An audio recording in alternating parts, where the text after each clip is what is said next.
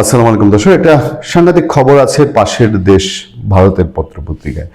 এবং আমরা সবসময় বলি যে আনন্দবাজার পত্রিকা তার সরকারের স্ট্যান্ড অনুযায়ী কথা বলবে, কিন্তু তারপরও আমরা নজর দিতে চাই, কারণ ওসমান হাদির হত্যাকাণ্ড ইনকিলাব মঞ্চের, এটা ভারতের আনন্দবাজার পত্রিকা খুব বড় রকম ভাবে, সাংঘাতিকভাবে আনন্দবাজার পত্রিকা সেটি কাভার করেছিল এবং সেটা নিয়ে আনন্দবাজার রেগুলার এখনো নিউজ করে যাচ্ছে, প্রতিনিয়ত আনন্দবাজার নিউজ করে যাচ্ছে। সেই নিউজেরই একটি নিউজের দিকে আপনাদের দৃষ্টি আকর্ষণ করে আজকে আলোচনা শুরু করতে চাই। হাদি হত্যাকাণ্ডে ভারতকে জুড়ে দেওয়ার চেষ্টা উদ্দেশ্য প্রণোদিত, নিজেদের ব্যর্থতা ঢাকতে চাইছে ইউনূসেরা, দাবি হাসিনার।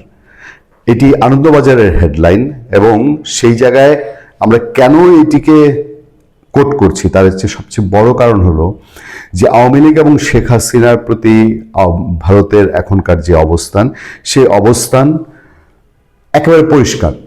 আমরা শেখ হাসিনার বক্তব্য প্রচারের দিকে যাচ্ছি না বা শেখ হাসিনার বক্তব্য প্রচার করতে চাই না, তবে আনন্দবাজারের যে রিপোর্ট, সেই রিপোর্টটি আমাদের কাছে গুরুত্বপূর্ণ মনে হচ্ছে অন্য দিক থেকে, যে ভারত বাংলাদেশে যেরকম আওয়ামী লীগের প্রবলেমে ভারত তার পাশে দাঁড়িয়েছে, ভারতের দিকে কোন একটি নজর দেওয়া হয়েছে, চার্জশিট দেওয়া হয়েছে বা সরকারের পক্ষ থেকে, বা ওসমান হাদির যারা অনুসারী তারা নানান বক্তব্য দিচ্ছেন, সেই ক্ষেত্রে আওয়ামী লীগ ভারতের সাপোর্ট দিচ্ছে, সাপোর্ট নিচ্ছে বা তাদের সমর্থনে কথা বলছে। সেই জায়গা থেকে আমার মনে হয় এটা বেশ গুরুত্বপূর্ণ একটা ইস্যু। মানে এই ইস্যুটা মিন করছে যে এখনো আওয়ামী লীগ এবং ভারতের যে টাই, এটা খুব শক্তিশালী। যেমন মাঝে সরকারের দিক থেকে অনেকে বলেছে বা বাংলাদেশে কোনো কোনো পত্রপত্রিকায় নিউজ হয়েছে যে ভারত থেকে আওয়ামী লীগের লোকজন ফেরত দেওয়া হবে, ভারত থেকে আওয়ামী লীগের লোকজনকে বিদায় করে দেওয়া হবে, বা শেখ হাসিনা তৃতীয় কোনো দেশে চলে যেতে পারেন।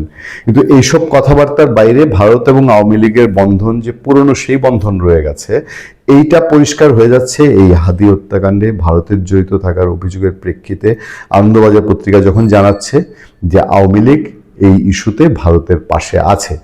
এটা খুবই সিগনিফিক্যান্ট আমাদের দেশের জন্য, কারণ হচ্ছে ভারত বাংলাদেশ সম্পর্ক এখন যেরকম একেবারে তলানিতে, সেই তলানিতে এসে এটা বোঝা যায় যে ভারতও বাংলাদেশ সরকার যতই চাক আওয়ামী লীগের নেত্রীকে ফেরত দিতে বা আওয়ামী লীগের অন্য যারা অভিযুক্ত তাদেরকে বিচারের আওতায় আনতে, কিন্তু ভারত সেই ক্ষেত্রে কোনো রকমই আগ্রহী নয়।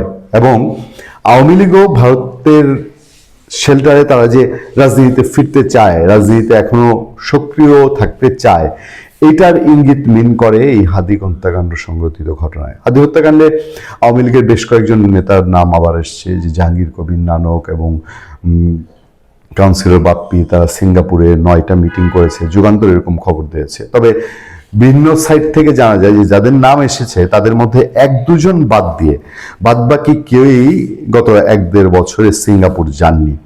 ফলে পত্রপত্রিকার রিপোর্ট, এটা পুলিশের বরাদ দিয়ে রিপোর্টটা করা হয়েছে, কিন্তু পুলিশ কিন্তু যে প্রেস কনফারেন্স করেছে, সেই প্রেস কনফারেন্সে তারা বলেনি যে খুনিরা সিঙ্গাপুরে মিটিং করেছে।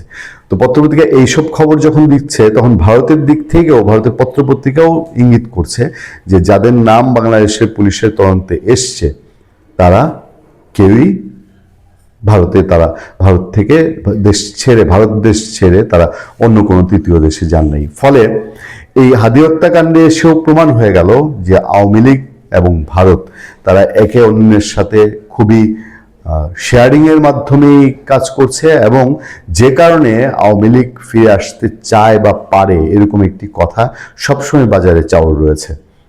ভালো থাকবেন, সুস্থ থাকবেন। আপনার সাথে আমি আতিক রহমান, পূর্ণিয়া।